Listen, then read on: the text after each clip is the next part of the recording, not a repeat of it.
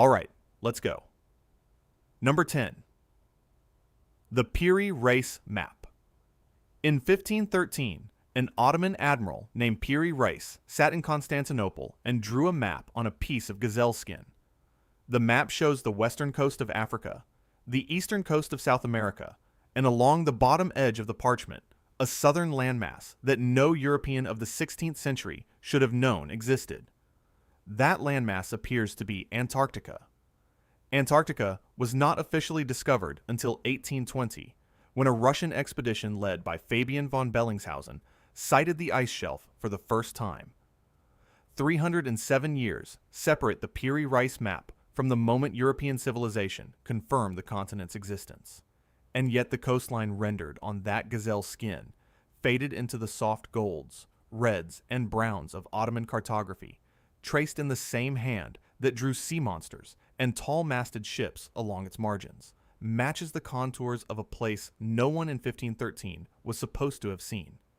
The map itself is roughly 90 centimeters wide, a single surviving fragment of what was once a much larger world chart. Piri Reis was not a fringe figure. He was an admiral of the Ottoman fleet, a working naval officer who used real charts to navigate real oceans, and he annotated his map with marginal notes explaining where its information came from. He claimed, in his own handwriting, that he had compiled the chart from more than 20 source maps. Some of those sources, he wrote, dated back to the time of Alexander the Great. That is a claim that should not survive scrutiny. It belongs in the same category as treasure maps and pirate legends. Except the geography on the parchment keeps refusing to behave. But here's where the conventional explanation begins to fail. In 1960, a retired United States Air Force cartographer named Arlington Mallory, along with Charles Hapgood, a professor of history at Keene State College, submitted the map to the cartographic section of the U.S. Air Force for analysis. The response, signed by Lieutenant Colonel Harold Zeed Olmeyer, stated that the lower portion of the map appeared to represent the coastline of Queen Maud Land in Antarctica, and that the geographical detail matched seismic survey data of the bedrock beneath the ice, not the ice itself. The bedrock, the land as it would appear without its frozen shell. The Antarctic ice cap has covered that bedrock continuously for at least 6,000 years. Some estimates push the figure into the millions. Whoever drew the original source maps that Piri Reis copied was either guessing with miraculous accuracy or working from information gathered when the continent was not yet buried. The implications are staggering. If the map is accurate, it means the ancient sources Piri Reis cited contained geographic knowledge that should not have existed in any human civilization we currently recognize. Egyptian, Phoenician, Greek, Roman, none of them had the means to survey a polar continent. None of them had the means to do it before the ice arrived.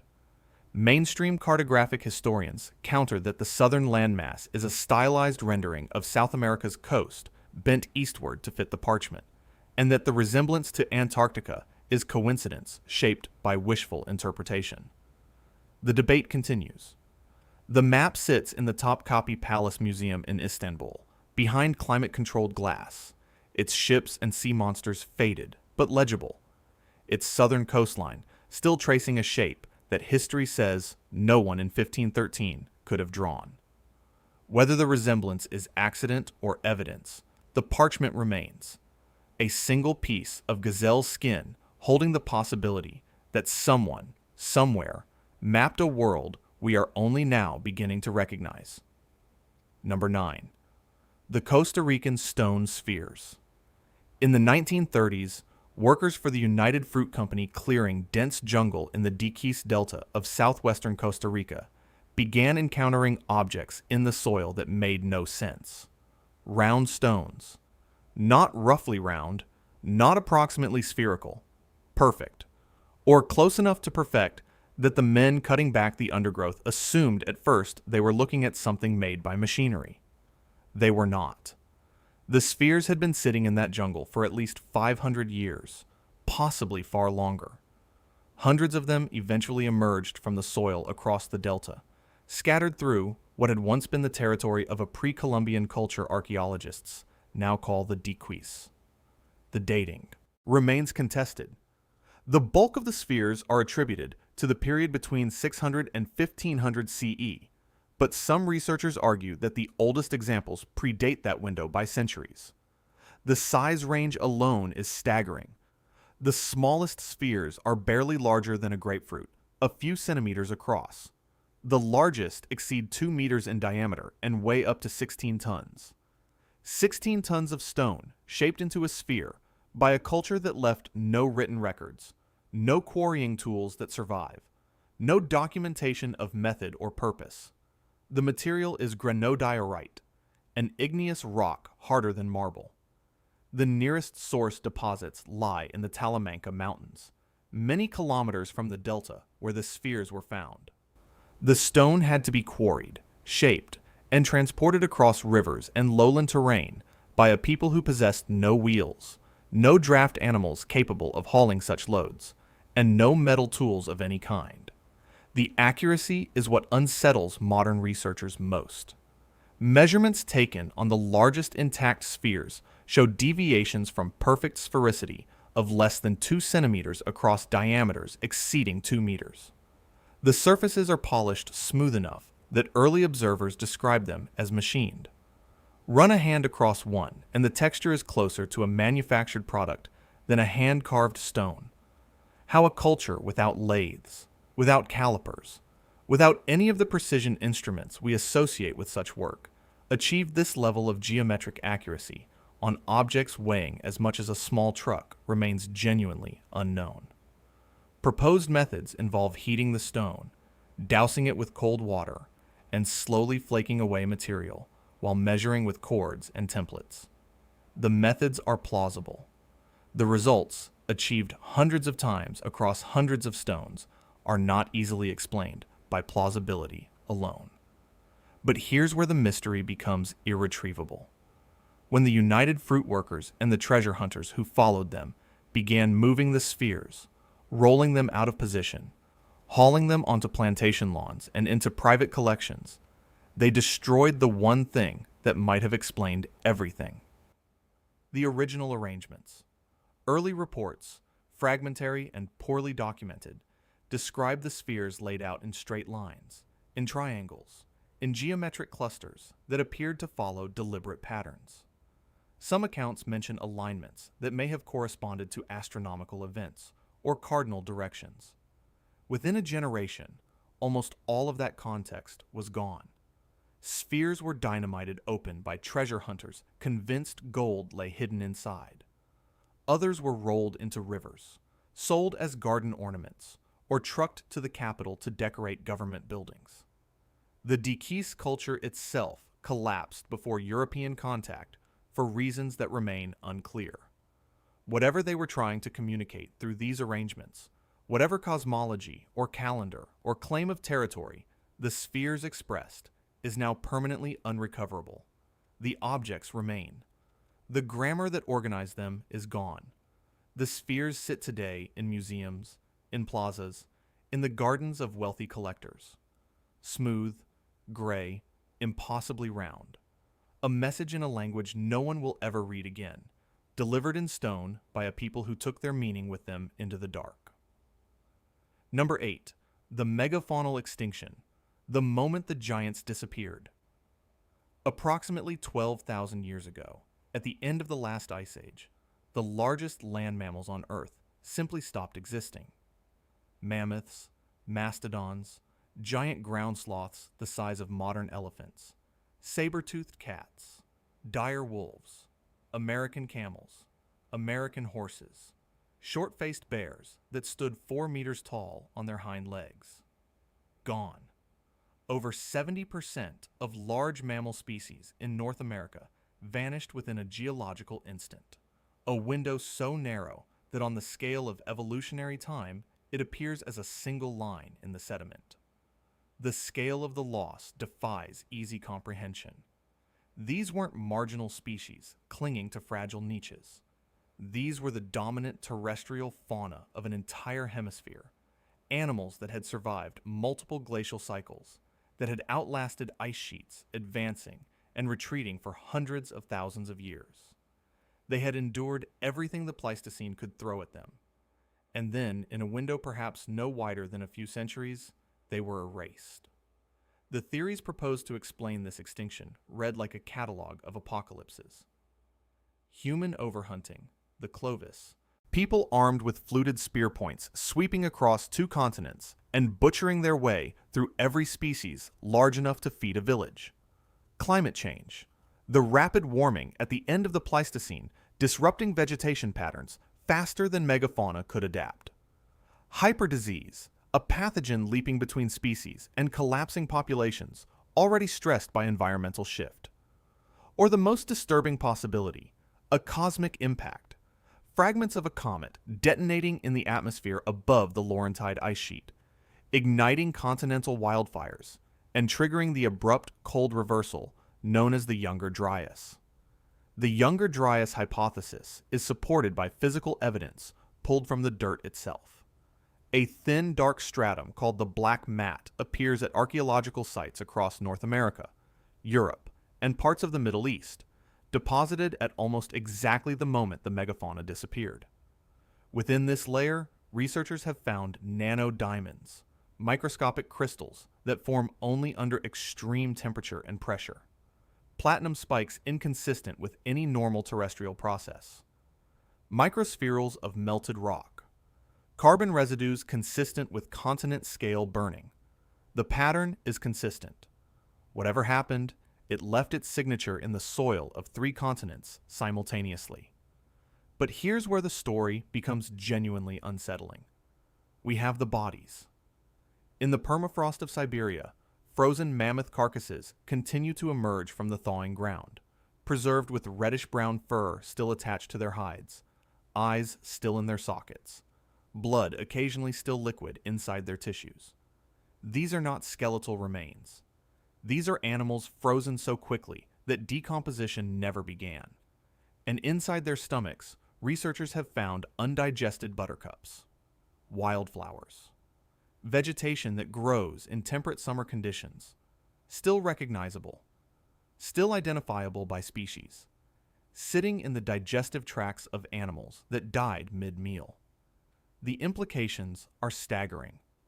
Whatever killed these mammoths killed them fast enough that they did not finish chewing. They were grazing in a summer landscape, and then they were entombed in ice that has held them for 12 millennia. The transition from temperate meadow to deep freeze occurred within a window measured not in seasons, but in hours. What makes the megafaunal extinction particularly disturbing is that the cause remains unresolved despite a century of investigation. Every proposed explanation has supporters and detractors. Every line of evidence points in multiple directions. The Clovis culture itself disappears from the archaeological record at precisely the same boundary, suggesting that whatever destroyed the megafauna may have come close to destroying the humans, hunting them as well. A world ended around 12,000 years ago. The largest, most successful land animals on the planet were annihilated. The hunters who tracked them through Ice Age forests vanished alongside them. The sediment records the event in nanodiamonds and platinum and ash. The permafrost preserves the victims with flowers still in their mouths. And the question of what killed them, what truly killed them, remains buried in the same frozen ground that holds the bodies. Number 7. The Dropa stones. In 1938, an archaeological expedition led by Professor Chi-Pu Te reportedly entered a remote cave system in the Bayan Har Mountains along the China-Tibet border and discovered something that should not have existed. Sealed in the cave were rows of small graves containing skeletal remains with disproportionately large skulls and stunted bodies. Among the burials, stacked carefully against the cave walls, were stone discs. Hundreds of them, each roughly 30 centimeters across, each carved from solid granite, each with a precisely drilled hole at the center, and each etched with a continuous spiral groove that wound from the rim to the perforation. The grooves were not decoration. Under magnification, the spirals resolved into characters so small the unaided eye could not see them. Tiny glyphs incised into the granite with a precision that should have been impossible for any culture old enough to have buried them in that cave. The discs were reportedly dated to approximately 12,000 years ago, an age that placed their manufacture deep into the Paleolithic, thousands of years before any known civilization possessed metallurgy capable of cutting hard igneous stone at microscopic scale. The translation, when it allegedly came, was worse than the dating. According to accounts that surfaced in the decades after the expedition, a researcher named Sum Umnui claimed to have decoded the spiral inscriptions in the early 1960s. The text described a craft that had fallen from the sky. The survivors, beings called the Dropa, had crashed into the mountains and been unable to repair their vessel. They had remained, intermarried sparsely with the local populations, and left their record carved into stone discs because the stone would outlast them. The skeletons in the cave, according to the story, were the descendants. The implications were impossible. So the discs were sent for analysis, and that is where the story enters its second, more unsettling phase. The Dropa stones are gone. The granite discs photographed in mid-century reports. The discs allegedly housed in Chinese museum collections. The discs subjected to oscillograph testing that reportedly revealed unusual oscillation patterns consistent with electrical charge. All of them have vanished from the institutional record. There is no curator who can produce them. No catalog number that resolves to a shelf. No university department willing to confirm custodianship. The artifacts that should be the most studied stones on Earth simply do not appear in any verifiable inventory. Most mainstream archaeologists consider the entire affair a hoax. The expedition leader's existence is poorly documented. The decoder's name does not appear in any Chinese academic registry. The photographs that circulate online have been traced to ritual discs of a completely different and far more recent origin. The narrative, scholars argue, was assembled from fragments of folklore, mistranslations, and Cold War fascination with ancient astronaut theory. And yet, the photographs exist. The accounts persist across decades and languages. And the central, peculiar fact of the matter is not whether the Dropa themselves were real, but that something was photographed, written about, archived, and then erased. An object cataloged in a Chinese museum does not simply cease to exist. Either the discs were never there, in which case an elaborate fabrication penetrated the scientific apparatus of an entire nation, or they were there and have been removed from access by someone, for reasons that have never been explained. The Dropa stones occupy a uniquely troubling place in the catalog of prehistoric mystery. They may be the largest archaeological fraud of the 20th century, or they may be evidence that the historical record can be edited in real time. Either possibility undermines the foundation that the rest of archaeology stands on. The discs are not in any museum we can visit. The cave is not on any map we can verify. The skeletons with the elongated skulls are gone, and the spirals, microscopic and indecipherable, exist now only in photographs that no one can authenticate. Number 6. Göbekli Tepe. In 1994, a Kurdish shepherd tending his flock on a dusty hilltop in southeastern Turkey noticed something strange protruding from the soil. A curved piece of limestone, too geometric to be natural, weathered but unmistakably shaped by human hands. The hilltop had been dismissed by previous surveys as a medieval cemetery. Local farmers had been plowing around the stones for generations, occasionally hitting buried slabs and cursing the obstruction. What none of them knew, what no one on Earth knew, was that the hill itself was artificial. A mound built by human hands over what would prove to be the oldest known religious complex in the world. German archaeologist Klaus Schmidt began excavations at the site in 1995. What he uncovered over the following 2 decades dismantled the timeline of human civilization. Göbekli Tepe dates to approximately 9,600 BCE. It predates Stonehenge by 6,000 years. It predates the Egyptian pyramids by 7,000 years. It predates the invention of pottery, the domestication of grain, and the wheel. The complex consists of multiple circular enclosures formed by T-shaped limestone pillars arranged in deliberate geometric patterns. The pillars stand up to 5.5 meters tall. Each one weighs between 10 and 20 tons. They were quarried from the surrounding limestone bedrock, shaped with stone tools, transported across uneven terrain, and erected upright into precisely cut sockets. The engineering is competent. The execution is patient. The intent is unmistakable. The pillars were carved by people who did not farm. This is the part that breaks the standard model. For over a century, archaeologists operated under a clear sequence. First, humans developed agriculture. Agriculture produced food surplus. Surplus produced settled populations. Settled populations produced specialization, hierarchy, and eventually monumental architecture. Temples came at the end of the process, built by civilizations that had already invented everything else. Göbekli Tepe inverts the sequence. The builders were hunter-gatherers. They had no domesticated crops. They had no pottery. They had no wheel. They had no metal.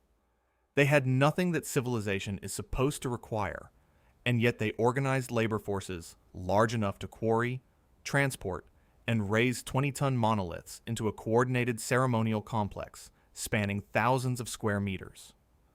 But here's where the site becomes genuinely impossible. The pillars are not blank. Their surfaces are carved with intricate three-dimensional reliefs of animals.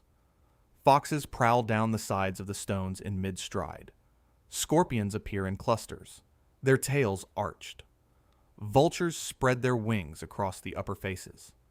Snakes coil in dense vertical bands, sometimes dozens to a single pillar. The carvings are not crude.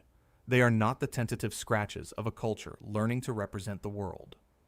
They are confident, anatomically precise, and stylistically consistent across the entire complex, as if executed by craftsmen working from an established artistic tradition. A tradition that, according to everything else we know about the Neolithic, should not have existed. The animals carved into the pillars are overwhelmingly predators and scavengers, creatures that kill or feed on the dead. The vulture, the scorpion, the snake, the fox. Schmidt believed the iconography pointed toward a cult of the dead, a ritual landscape engineered around mortality and the boundary between the living and what waits beyond it. What ceremonies took place between those stones? What was spoken there? What was killed there? We will never know. The builders left no writing. They left no graves inside the enclosures. They left only the animals staring outward from the limestone in silent procession, and then, around 8000 BCE, they buried it. This is the detail that disturbs archaeologists most. Göbekli Tepe was not abandoned. It was not destroyed. It was deliberately and systematically interred beneath tons of soil and rubble, a process that required nearly as much labor as the original construction. Every enclosure was packed with fill. Every pillar was covered. The entire complex was returned to the earth by the same culture that had built it, or by their descendants, for reasons that have left no trace in the archaeological record. Where the spoil came from remains unknown. Why they did it remains unknown. The implication is staggering. Temples did not come at the end of the civilizing process. They may have come at the beginning. The need to build something sacred may have preceded, and perhaps caused, the agricultural revolution itself. Humans may have settled the land not to grow food, but to stay near the stones. The hilltop is still there. The carvings still stare outward. And the question of who organized them and what they were afraid of remains buried in the same soil that hid the site for 11,000 years. Number 5. The Antikythera mechanism and the machines that shouldn't have existed. In October 1900, a Greek sponge diver named Elias Stadiatis surfaced from a dive off the small island of Antikythera in a state of panic, describing a heap of rotting corpses and horses on the seabed below him. His captain, Dimitrios Kondos, descended to verify the claim and discovered something rather different. The corpses were bronze and marble statues. The horses were sculptures, and around them lay the wreckage of a Roman-era cargo ship that had gone down sometime in the 1st century, BCE, carrying a hoard of Greek treasures bound for an unknown destination. Among the statues and amphorae, divers recovered a corroded lump of green-tinted bronze that no one initially thought was important. It sat in the National Archaeological Museum in Athens for 2 years before anyone noticed that the lump contained gears. The object is now called the Antikythera mechanism. It dates to approximately 100 BCE, and it is the most sophisticated piece of technology that should not exist. The mechanism is small. The surviving fragments are roughly the size of a shoebox, fragmented into 82 pieces of corroded green bronze that look, to the untrained eye, like geological detritus. But X-ray and CT imaging conducted over the past 2 decades has revealed what those fragments actually contain. Over 30 interlocking bronze gears arranged in precise mathematical ratios. Differential gearing systems that wouldn't appear again in European engineering until the 16th century. Tiny Greek inscriptions etched into surfaces that haven't been visible to the naked eye for over 2,000 years. Now legible only through computed tomography scans that peel back the corrosion layer by layer. The machine was a computer, not a metaphorical one. A literal analog calculating device. Turn a hand crank on the side, and the gear train computes. It predicts solar and lunar eclipses decades in advance. It tracks the positions of the known planets across the sky. It calculates the irregular orbit of the moon, accounting for variations that wouldn't be mathematically described in Europe again until Kepler in the 17th century. It even tracks the 4-year cycle of the ancient Olympic Games, alongside other Pan-Hellenic athletic festivals, as if the calendar of human ritual were just another celestial mechanism to be modeled in bronze. The implications are staggering. Nothing of remotely comparable complexity appears in the archaeological record for the next 1,400 years. Roman engineering, Byzantine engineering, early medieval engineering. None of it approaches what the Antikythera mechanism demonstrates. The first European astronomical clocks of comparable sophistication don't emerge until the 14th century, built by clockmakers who had no knowledge that a Greek device on a sunken ship had already done what they were inventing. The gap is not a gap. It is an erasure. But here's where the mystery becomes genuinely impossible. A device this sophisticated cannot be a first attempt. No one builds a 30-gear differential computer as their opening effort in mechanical engineering. The Antikythera mechanism is the product of a tradition. Generations of craftsmen refining gear cutting. Generations of mathematicians translating astronomical theory into mechanical motion. Generations of workshops producing devices that taught the next generation how to build the next iteration. The mechanism we recovered from the seabed is not the beginning of something. It is somewhere in the middle of something, and everything that came before it, every prototype, every earlier model, every teacher and apprentice and rival workshop is gone. We don't know who built it. We don't know where it was made. We don't know who commissioned it or who it was being delivered to when the ship went down. Cicero references mechanical devices of this kind in passing, attributing them vaguely to Archimedes and Posidonius, but the references are fragments, anecdotes, hearsay. The tradition itself left almost no documentary trace. An entire lineage of mechanical engineering existed in the ancient Mediterranean world, produced at least one masterpiece, and then vanished so completely that historians spent 2,000 years assuming it had never existed at all. The shoebox-sized lump of bronze in Athens is the only physical proof that any of it ever happened. Everything else, every workshop, every blueprint, every name is at the bottom of the sea, or buried beneath cities, or simply lost to the silence that swallows traditions when the last practitioner dies without an apprentice. We caught a glimpse of something the historical record was supposed to keep hidden, and the glimpse only deepens the dark behind it. Number 4. The Tully Monster.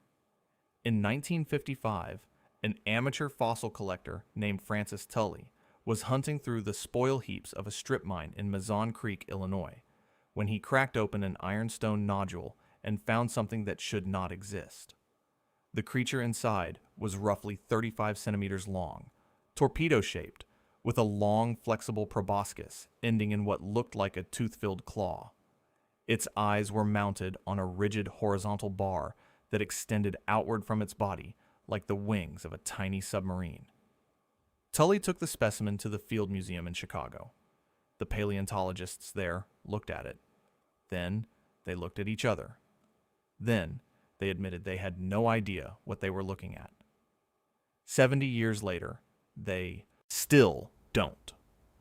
The Tully Monster, formerly Tully monstrum gregarium, lived approximately 300 million years ago in the warm coastal swamps that would eventually become northern Illinois.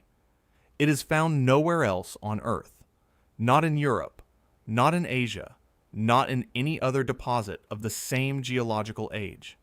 The Mazon Creek fossil beds are its only known address, a single concentrated window into a single concentrated population. And the window is generous. Thousands of specimens have been recovered, far more than enough to characterize any normal animal in exhaustive detail. Body plan, tissue structure, organ arrangement, life cycle. All of it theoretically accessible. Yet the most basic question in zoology remains unanswered. Scientists cannot agree whether the Tully monster was a vertebrate or an invertebrate. They cannot agree whether it had a backbone. They cannot agree what kingdom of body architecture it belongs to. The disagreement is not over fine details. It is over the foundational question of what kind of animal this was. In 2016, a team analyzing the preserved tissue structure of the creature's notochord published findings in Nature declaring the mystery solved. The Tully monster, they concluded, was a vertebrate, a primitive jawless fish related to modern lampreys. The case appeared closed. In 2017, a second team published a rebuttal. The structures identified as vertebrate features, they argued, were nothing of the kind. The Tully monster could not be a vertebrate. The eye anatomy was wrong. The tissue chemistry was wrong. The case was reopened. In 2020, a third team used advanced imaging to argue it was definitively not a vertebrate. In 2023, a fourth team used different imaging to argue it might be a vertebrate after all. The pattern is consistent. Every few years, a new study arrives with new techniques and announces that the Tully monster's identity has finally been resolved. Every few years, the next study contradicts the last. The creature slides between phyla like a fish between fingers. It is classified, declassified, reclassified, then reclassified again. The state of Illinois, undeterred, named it the official state fossil in 1989, enshrining into law an animal that science cannot place into any branch of the tree of life. What makes the Tully monster particularly disturbing is what its existence implies about everything else we believe we have classified. This is not a fragmentary specimen recovered from a single crumbling shale slab. This is thousands of specimens, soft tissue preserved, eyes intact, proboscis extended, found in one of the most fossil-rich deposits on the continent. If we cannot determine the basic body plan of an animal we possess in this quantity and this quality, then the confidence with which we categorize creatures known from a handful of bone fragments is something closer to faith than science. 300 million years ago, in a warm Illinois swamp, something swam through the shallows, hunting with a claw at the end of a flexible neck, watching the water through eyes mounted on a horizontal bar. It left behind thousands of clear, detailed impressions of itself. And after 7 decades of study, the only thing we can say with certainty is that whatever it was our system for naming the living world was not built to hold it. Number 3. The London Hammer, the tool that shouldn't exist. In 1936, while walking along a creek bed near the small town of London, Texas, a couple named Max and Emma Hahn noticed a piece of wood protruding from a rocky outcrop. The wood was attached to something heavier. They took the specimen home, and decades later, when their son finally cracked the surrounding stone open, what emerged would refuse every conventional category that geology and archaeology had built to contain it. Embedded within the rock was a hammer. The head was iron. The handle was wood. The tool appeared, by every visual standard, to be of human manufacture, and the rock encasing it was Cretaceous in age, formed over 100 million years ago, tens of millions of years before any creature on Earth possessed the cognitive architecture to forge metal or shape a haft. The composition of the hammerhead only deepened the problem. Analysis reportedly returned a metallurgical profile of approximately 96% iron with chlorine present in quantities that have no standard parallel in modern industrial production. The remaining percentages didn't match any common 19th century manufacturing process. Replicating the alloy under controlled conditions has proven difficult. And then there was the surface itself. The iron showed no rust. None. An iron object exposed to moisture, embedded in sedimentary rock near a Texas creek, sitting in a humid climate for an unknown duration, had not corroded. The wooden handle had begun a different transformation entirely. Portions of it had partially turned to coal, a process that under normal geological conditions requires immense pressure and time measured in millions of years. The implications, taken at face value, are catastrophic to the standard chronology of human development. A metallurgically sophisticated tool encased in stone, older than the dinosaurs. A handle undergoing coalification. An iron head that refuses to rust.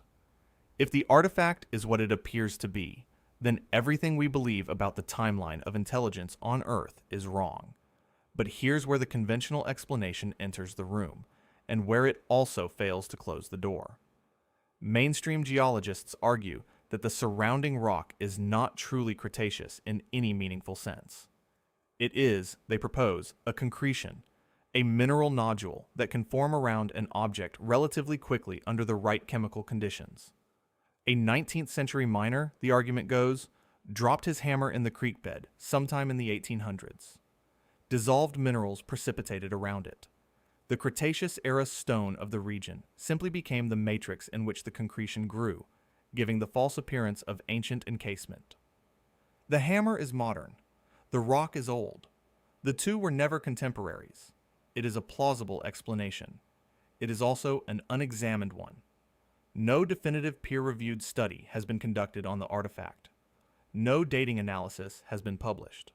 No metallurgical investigation has appeared in a major journal. The concretion hypothesis is repeated frequently and tested almost never. The object sits in a small private museum in Glen Rose, Texas, available for viewing, available for examination, and largely ignored by the institutions that would have the authority to resolve it. What makes the London Hammer particularly unsettling is not the artifact itself. It is the silence around it. An object that, if genuinely ancient, would rewrite the history of intelligence on this planet, has not been formally studied in nearly 9 decades. The wood continues its slow conversion toward coal. The iron continues to refuse oxidation. The rock continues to encase a tool whose origin no one has bothered to definitively prove or disprove. The answer, whatever it is, remains locked in a piece of stone the size of a brick, sitting quietly in a glass case, waiting for someone with the credentials and the curiosity to finally ask the question properly. Number 2, the Bloop, the voice from the deep that science tried to silence. In the summer of 1997, the National Oceanic and Atmospheric Administration was operating a network of underwater hydrophones across the Pacific Ocean, equipment originally deployed during the Cold War to track Soviet submarines and repurposed for marine research. On a remote stretch of ocean off the southern coast of South America, the sensors picked up something none of the analysts had ever seen before. An ultra-low frequency acoustic signature so powerful it registered on hydrophone arrays separated by more than 5,000 kilometers. A sound loud enough to cross an ocean. A sound that should not have existed. The analysts called it the Bloop. The recording itself is a 40-second event, captured on instruments tuned to detect submarine engines and seismic ruptures. When played back at normal speed, the signal sits below the threshold of human hearing, registering as a low pulsing pressure rather than a tone. When accelerated 16 times, the sound becomes audible. And what it becomes is not mechanical. It is not the grinding of plates or the percussion of an underwater landslide. It is a deep, rising moan, a sustained organic groan that climbs and falls in a pattern that no geological process is known to produce. Anyone who has heard it describes the same intuitive reaction. It sounds alive. That reaction is not dismissible as imagination. The acoustic profile of the Bloop matched, in its rapid variation in frequency and its bioacoustic envelope, the vocalizations of large marine animals far more closely than it matched any known geological event. The hydrophones that recorded it had been listening to the ocean for decades. They had cataloged earthquakes, volcanic vents, ice shelf collapses, ship traffic, and the songs of every great whale species. The Bloop fit none of these categories. It resembled, more than anything else in the existing acoustic library, a voice. But here's where the standard explanation falls apart on closer inspection. In the years following the recording, NOAA revised its assessment and attributed the Bloop to icequakes, the fracturing of massive icebergs as they calve and split in the Southern Ocean. The official position is that no animal was responsible. The mystery is closed. The case is filed. The deep ocean, in this telling, is once again a place of physics and ice rather than biology and intent. Many cryptozoologists and a number of marine acoustic researchers remain unconvinced. The reason for their skepticism is mathematical. If the Bloop was a vocalization, the animal that produced it would have to be significantly larger than a blue whale. Larger than the largest creature known to have ever existed on Earth. A blue whale produces calls that travel for hundreds of kilometers. The Bloop was detected across more than 5,000. The volume required to generate a signal of that magnitude across that distance places the hypothetical source outside the catalog of known biology. It implies something that should not be there. Something that, by every metric we use to inventory the planet's life, cannot exist. And yet the recording exists. The sensors did not malfunction. The signal was real. Whatever produced it was real. The deep ocean covers more than 60% of the Earth's surface and remains less mapped than the surface of Mars. The hydrophones that captured the Bloop are listening to a darkness so vast that entire ecosystems can move through it without ever surfacing into human awareness. The Bloop may have been ice. It may have been something else. The recording sits in the NOAA Acoustic Archive, a 40-second moan from a place no human eye has ever seen, waiting to be explained or to be heard again. Whatever made that sound, the ocean has not made it since. Number 1. The Cambrian explosion, the moment life itself refused to explain how it began. If the Bloop reminds us that the ocean still hides voices we cannot identify, the Cambrian explosion reminds us that the ocean once produced an entire world we cannot explain. Roughly 538 million years ago, in waters that covered most of the planet, something happened that biology has never recovered from. Not metaphorically, literally. The event sits beneath every textbook, every phylogenetic tree, every confident statement about how life arose on Earth, and it has never been adequately resolved. Complex multicellular life appeared, not slowly, not in the patient, branching crawl that evolutionary theory predicts. It appeared in a geological window estimated between 13 and 25 million years, which sounds vast until measured against the 4 billion years of life that preceded it. Against that backdrop, the Cambrian explosion is an instant. In that instant, nearly every major animal phylum alive today emerged. Arthropods, chordates, mollusks, echinoderms, the body plans that define your dog, the fly on your window, the lobster on a plate, and the human writing these words. All of them appeared in the same geological breath.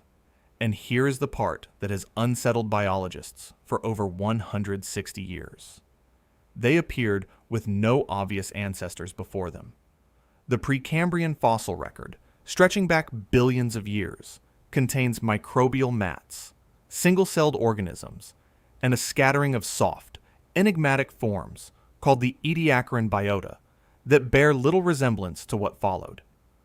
Then the rock changes, and suddenly the seas are filled with armored predators possessing eyes, jaws, limbs, and nervous systems. Charles Darwin saw the problem immediately.